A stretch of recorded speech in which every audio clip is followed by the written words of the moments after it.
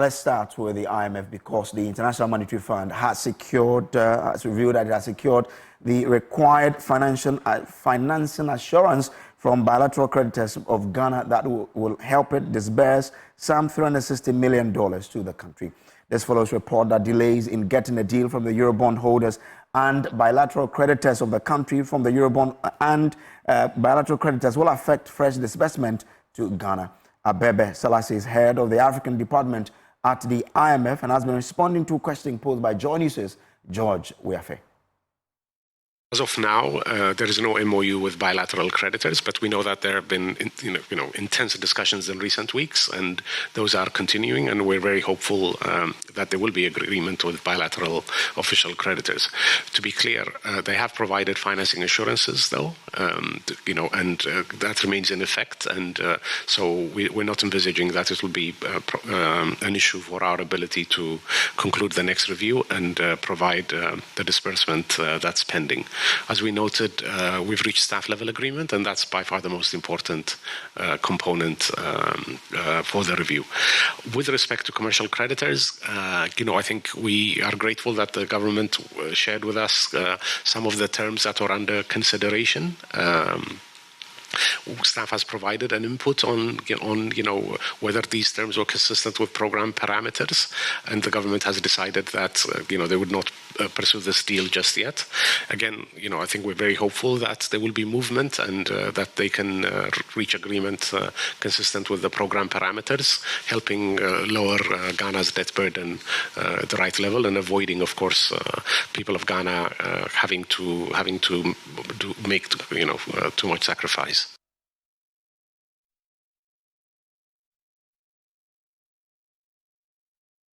Now, Abebe Selassie was responding to a question posed by George Weafe at the IMF spring meetings at the annual spring meeting in Washington. Now, George Weafe himself has been explaining further what this means for the economy of Ghana.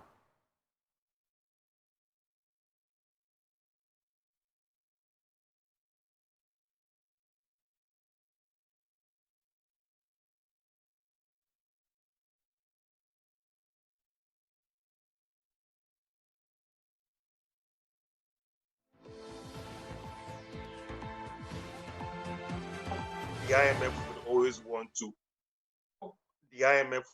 want to work with when it comes to these things is about official communication, and even engaging the mission head for Ghana.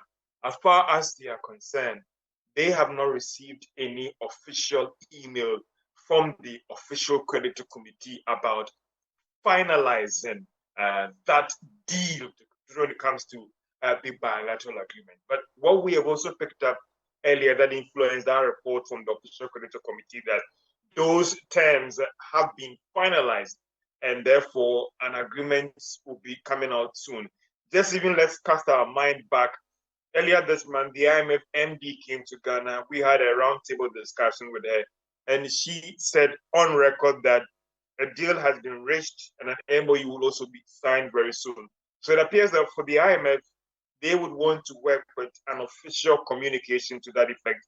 And as far as they are concerned, they don't have that, and they wouldn't want to say that a deal has been reached for an MOU to be signed very soon, Mamiesi. Well, so George, so what does this financing assurance mean for Ghana's program at the moment? So first, for the IMF, they are very, very, very tactful when it comes to these things. They need to get an assurance from these bilateral creditors about our program going forward, that they are committed to participating in the restructuring or having their debts that they owe Ghana varied. So what the IMF is saying is that we are not waiting for that final deal to be signed, because it could even having the document ready, even to sign, it could even take a process or go through a process where everyone has to agree to the terms and all those things. And so based on that, with this financing assurance, they are going ahead to go to their management based on us passing the second review.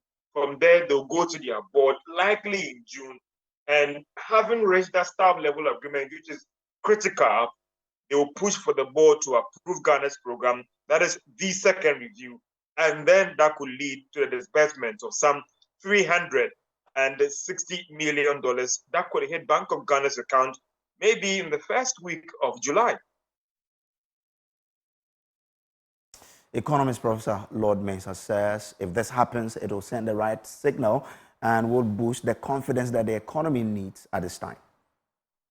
Yeah, that's a good sign. I mean, having an MOU, gives more or less kind of confidence that there's something on paper that we can rely on. Having an agreement in principle and verbally usually, can change at any point in time. But if you have it on paper and it's agreed by two parties, then obviously we should expect that they will go by the dictates of the MOU. And so from where I sit, it's a good sign, I would say. Now, away from that, renowned economist Professor Kwame Pianim is asking the public to support the Public Utilities Regulatory Commission, PURC's action against members of the Board of Directors of the Electricity Company of Ghana. He says that will help public servants take responsibility for what they do. His comment is coming in the wake of PURC's charge of the board members of ECG to the tune of 5.8 million cedis for failing to provide the commission with a timetable for the intermittent power supplies. Now, both the board and management of ECG have in separate responses to the PURC rejected the fine as they say the PURC lacks jurisdiction to impose fine on them. But speaking on Newsfile earlier on Saturday, Professor Kwame Pianim says the board members cannot absolve themselves of blame. Officers of the company, directors are key. When you are a director, people in Ghana should learn from this. I hope it's a tipping point that you don't accept to be a director if you are not prepared to do the work. And when you go there, it's just time to go and consume tea, coffee, and take your allowance. Whenever you are taking your monthly allowance, you are signaling to the shareholders of ECG, that is Ghanaian, that you are doing the work we put you there to do. All the officers of the company are responsible.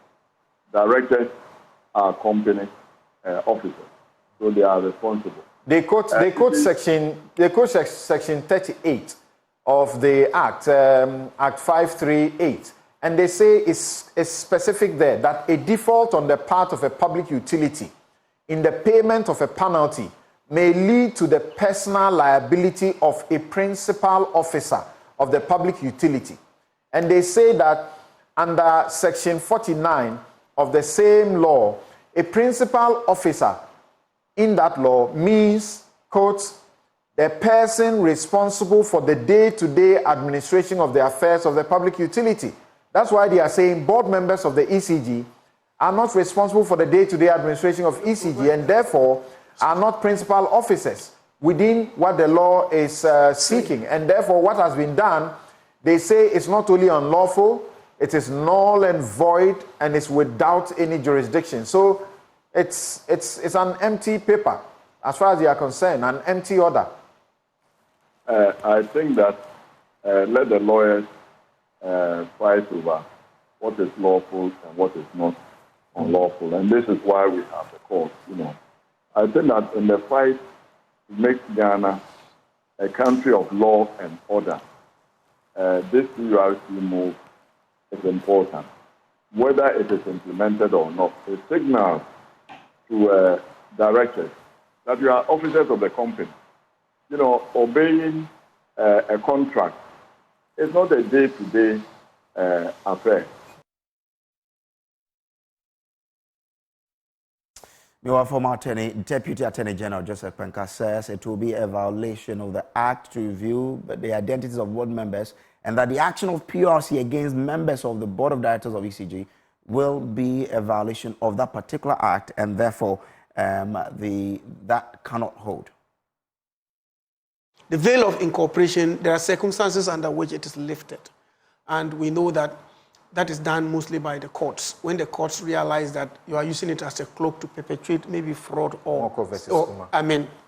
Moko versus Kuma. It's very clear on that. And so it's a very strict principle which is applicable by the courts. So the lawyer's statement was very clear.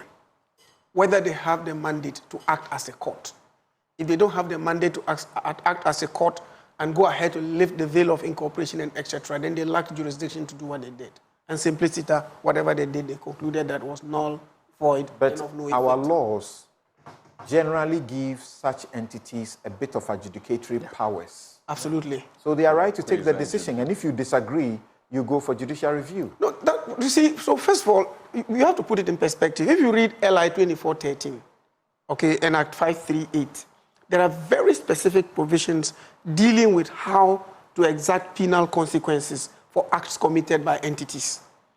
The question fundamentally is the act of the PURC in exacting the fine, do they comply with LI 2413 and the provisions From where you of... say it, what's the verdict? It doesn't. There's a shortfall. And that's where I was coming to actually look at it.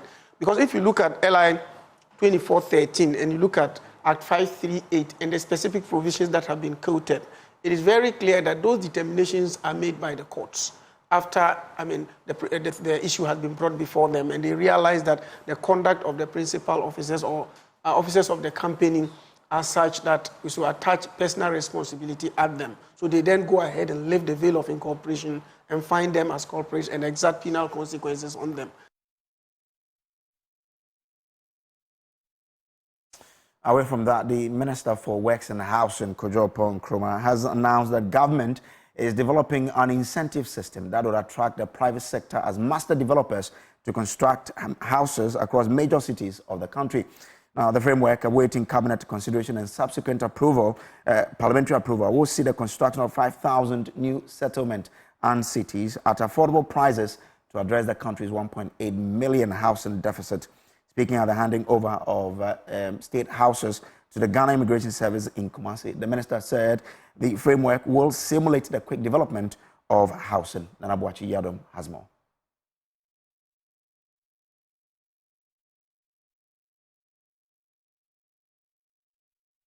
The Ministry of Works and Housing and the State Housing Company Limited handed over 26 housing units to the Ghana Immigration Service at the John Ajekum Kufuor Estates in Kumasi. The housing unit is to support the operations of the Immigration Service in the Ashanti and neighboring regions.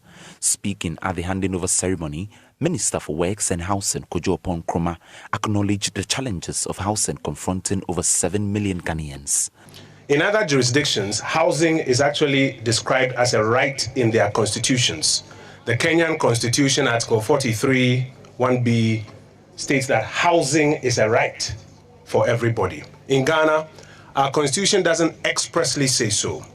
But if you read between the lines of Article 15.1 and Article 18, you will find that housing is part of the matters of dignity that we are required as a country to provide for our people.